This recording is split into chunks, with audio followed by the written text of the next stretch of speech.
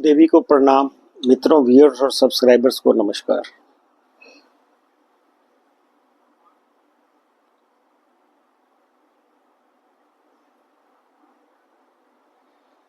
तो हमने लाल किताब की सीरीज में हर ग्रह के बारे में बताना शुरू किया हुआ है। हम बेसिक कोर्स लाल किताब का करा रहे हैं। 4 घर हम बता चुके हैं, आज 5वें घर के बारे में बताएंगे। तो इसके अंदर काल पुरुष के हिसाब से, जैसे आपको कुंडली में सामने दिखाई दे रहा है, 5वां घर जो है आपको दिखाई दे रहा है, इसमें राशि कोई भी हो 5वां घर गिना जाएगा। कहते लाल किताब की खासियत ये है कि अगर वो एक चीज एक जगह पे बताती है तो उससे दूसरी जुड़ी हुई दूसरी चीज किसी और जाके पन्ने पे जाके बताती है। तो इसलिए इसको ना बार बार पढ़ोगे तब जाके सारा कुछ आपस में कनेक्ट होता है। तो इसलिए इसको सीखने के लिए थोड़ी मेहनत तो करनी पड़ती है, बार बार सुनना पड़ता है, नोट्स बनाने पड़ते हैं। तो ये बड़े गैबी ज्ञान है जिसमें कि, परंतु ये एक बार आने के बाद फिर काफी आसान लगने लग जाती है। घर 5वां है ज्ञान गुरु का, तेज तपस्या होता है, हवा रोशनी लड़के पोते वक्त आइंदा होता है। बच्चा जब माँ के गर्भ में आता है, क्योंकि ये बच्चों का घर है, ये इनसे लड़के देखे जाते हैं, पोते देखे जाते हैं, आने वाला वक्त फ्यूचर भी देखा जाता है। इसको हवा और रोशनी वाला घर भी बोला गया है। ये 5वां घर पेट वाला स्थान भी होता है। इस 5वें स्थान में नाभि भी होती है जो ऑक्सीजन देती है। पेट में जब औरत के बच्चा पल रहा होता है तो उसको ऑक्सीजन देती है। ये नाभि के साथ हमारा बहुत ज्यादा स्वास्थ्य जुड़ा हुआ है। रोशनी, क्योंकि अगर सूर्य का है, 5वें घर को रोशनी भी बोला गया है।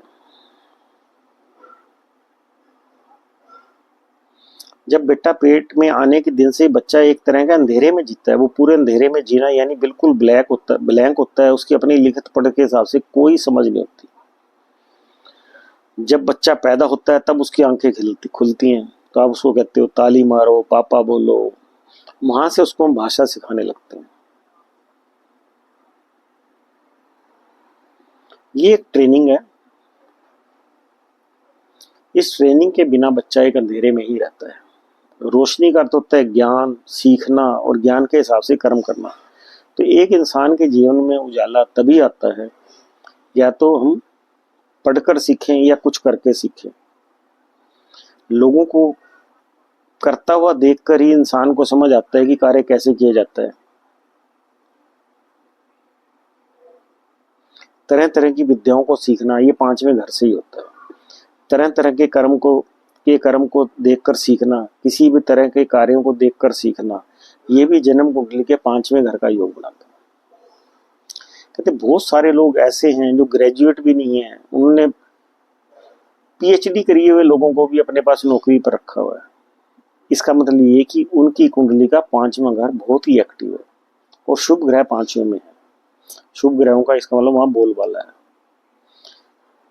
जिनका 5वां घर बहुत ही शानदार होता है और उसका मुख्य कारक ग्रह जो है वो बहुत शानदार होता है, तो ऐसा इंसान अपने जीवन में आंखों से देखकर ही सीख कर कर्म कर जाता है। उसे लिखाई पढ़ाई की ज्यादा जरूरत नहीं पड़ती है।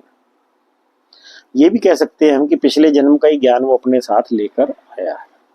कई बार आपने कहा होगा ना, बच्चा तो बड़ा इंटेलिजेंट है, इसने पढ़ाई भी नहीं करी फिर भी ये सब कुछ जानता है। तो हम ये कहते हैं कि पिछले जन्म से लेके आया या उसकी सीखने की कैपेबिलिटी बहुत ज्यादा है। औलाद जन्मता उम्र बुढ़ापा, महल बचत औलाद के हैं, पांचों ही इंद्री हाजमा उसका, गर्मी शोहरत नेकी है। औलाद जन्मता उम्र बुढ़ापा, महल बचत औलाद के हैं। आपकी औलाद कैसी होगी और सारी उम्र वो आपके साथ कैसी रहेगी।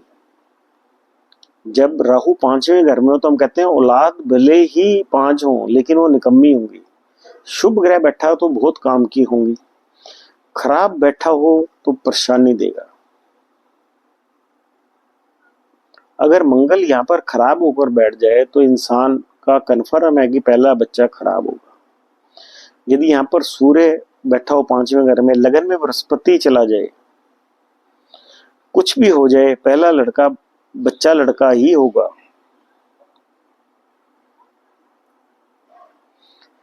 कहते हैं पांचवें घर से औलाद का जन्म और वो बुढ़ापे तक तुम्हारे साथ कैसा रहेगा, ये पांचवें घर से देखा जाता है। महल बचत औलाद के हैं। कहती औलाद क्या कमाएगी, बचत करके तुम्हें कितना सुख देगी, ये पांचवें घर से देखा जाता है। पांचों ही इंद्री हाजमा उसका, गर्मी शोहरत नेकी है। कई लोग आपने देखा होगा कि बहुत अपने ऊपर कंट्रोल कर लेते हैं। एक 15 साल तक बंदे ने शराब पी और अचानक छोड़ दी, कहा मैं नहीं पीऊंगा, और उसके बाद उसको छोड़े हुए 10 साल हो गए।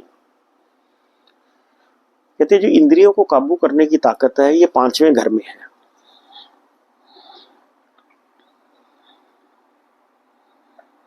तो कहने का मतलब ये कि अगर कोई पांचवें घर में खराब ग्रह बैठा हो तो इंसान का अपने ऊपर काबू नहीं रहता है।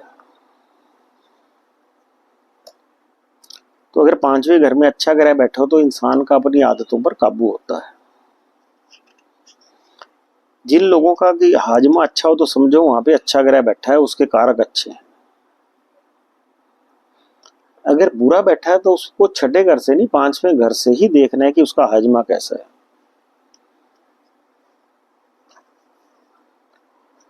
पांचवें घर के कारकों का इलाज कराते ही आपका हाजमा ठीक हो जाता है। गर्मी शोहरत नेकी है। पांचवें घर से नेकी देखी जाती है। अगर अच्छा हुआ तो नेकी करेगा, बुरा हुआ तो जरूरी नहीं कि बुरा ही करे, लेकिन नेकी तो जरूर देखी जाती है। गर्मी और शोहरत यानी कि आदमी के व्यवहार के कारण जो उसे शोहरत मिलती है वो भी पांचवें घर से देखी जाती है। व्यवहार के कारण जो शोहरत मिलती है और गर्मी यानी दिमाग का गर्म रहना।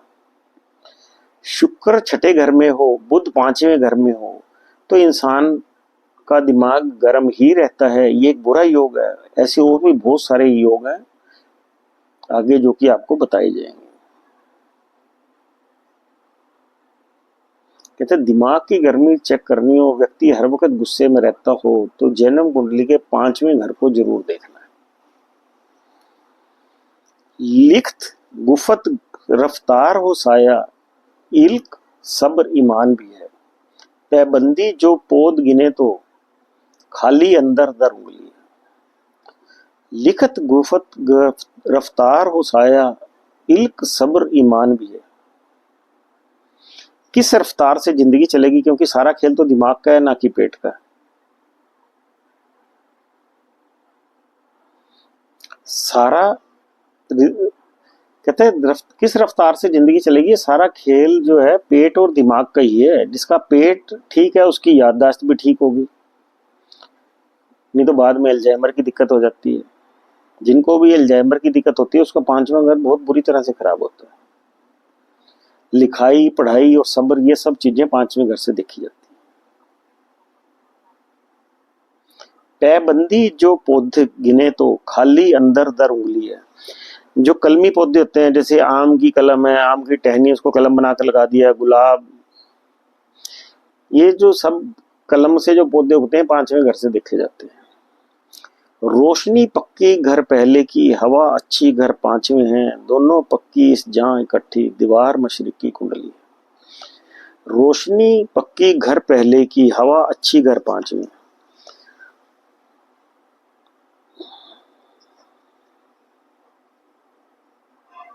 कहते हैं अब सिर्फ पांचवें घर का ही संबंध नहीं रहा, पांचवा घर कितना ही अच्छा हो परंतु अगर पहले घर में उसके दुश्मन ग्रह बैठ गए तो यह घर अच्छा नहीं रहेगा, इसमें दिक्कत आएगी। पहले घर के साथ उसका पूरी तरह से संबंध है, क्योंकि पहले घर की बुनियाद है पांचवा घर। इसलिए पहले घर में बैठे हैं, पहले घर में बुरे ग्रह बैठे हो तो पांचवें में अच्छे बैठे हैं तो अच्छा नहीं रहते हैं। पांचवें में बुरे बैठ गए और पहले में अच्छा है तो भी अच्छा नहीं रहता। ये याद रखने वाली चीजें। तो इसलिए पांचवा घर देख रहे हो तो पहला घर जरूर देखें। दोनों पक्की इस जहां इकट्ठी, दीवार मशरिक की कुंडली है। इस घर से पूर्व की दीवार यानी दीवार मशरिक की देखी जाती है। आपके घर के अंदर जो भी ईस्ट की दीवार होगी जहां से सूरज निकलता है वो पांचवें घर से संबंधित होगी।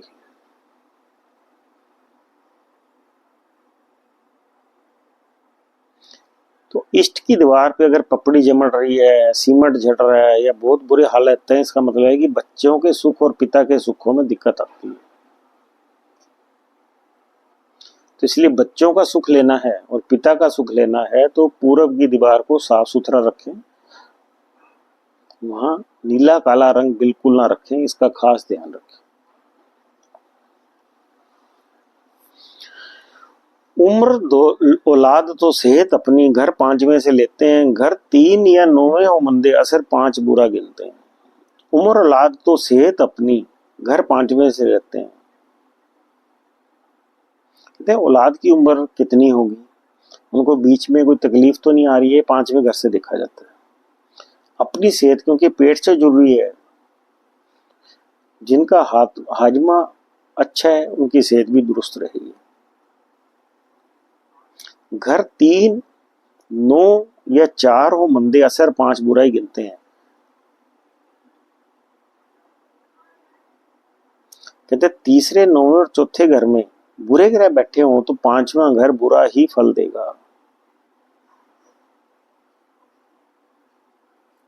कहते 5वें घर में कोई ग्रह नहीं बैठा है, केतु तीसरे में बैठ गया, 9वें में राहु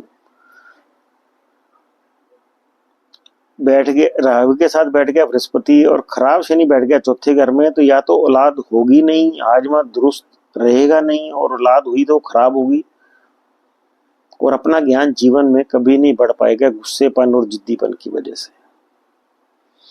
इसलिए अगर 3, 9 और चौथा घर खराब हो रहे हो कुंडली में तो 5वां घर का फल आपको बुरा ही समझना चाहिए। तो हमने तीसरा, चौथा और 9वां अगर घर खराब है तो औलाद होने में दिक्कत आएगी, पेट खराब, याददाश्त खराब है, तो ये सारी चीजें आएंगी। रवि गुरु दोनों में से कोई घर 10वें जा बैठा हो, 5वें घर का दोस्त उसका जहरी दुश्मनी होता हो। कहते हैं जन्म कुंडली का जो 10वां घर है उसके अंदर सूर्य या बृहस्पति बैठ जाए, जैसे शनि और बृहस्पति बराबर के ग्रह हैं लेकिन दोनों की विचारधारा अलग है। बृहस्पति कहते हैं पूजा पाठ, दान पुण्य, और शनि कहता है चालाकी कर, तेजी कर और किसी पर रहम मत कर। इस तरह से दोनों की विचारधारा अलग अलग है। इसलिए अपने घर में शनि जो है बृहस्पति को बर्दाश्त नहीं करता। सूर्य तो है ही दुश्मन शनि का। कहते सूर्य को अंधेरे से प्यार है और सूर्य को रोशनी से प्यार है, तो वो सूर्य को बेकार कर देता है। तो कह देता है सूर्य को, मैं तेरे को इतना बेकार कर दूंगा, ठंडा कर दूंगा कि तेरी गर्मी किसी को महसूस ही नहीं होगी। तो 10वें घर में सूर्य बैठा हो तो वो इंसान को काम नहीं करने देता।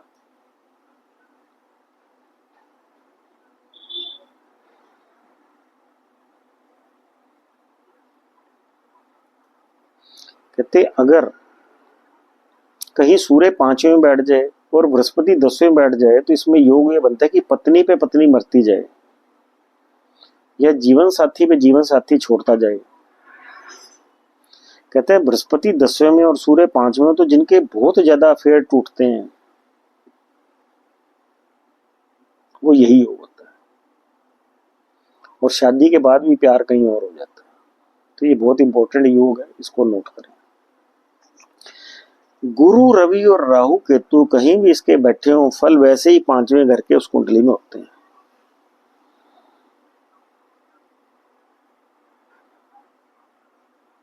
चले 5वें घर में कोई ग्रह नहीं बैठा है और आपको 5वें घर के बारे में जानना है, ठीक ठाक हालत जानने के लिए कि 100% अच्छा है, 50% अच्छा है, 25% आता है, तो आपको इन चारों ग्रहों के साथ डिवाइड करना पड़ेगा, गुरु, रवि, राहु और केतु।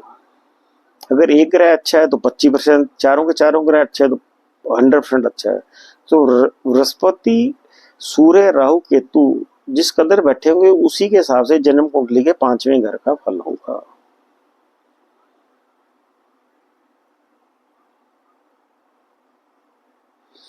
तो इसलिए क्योंकि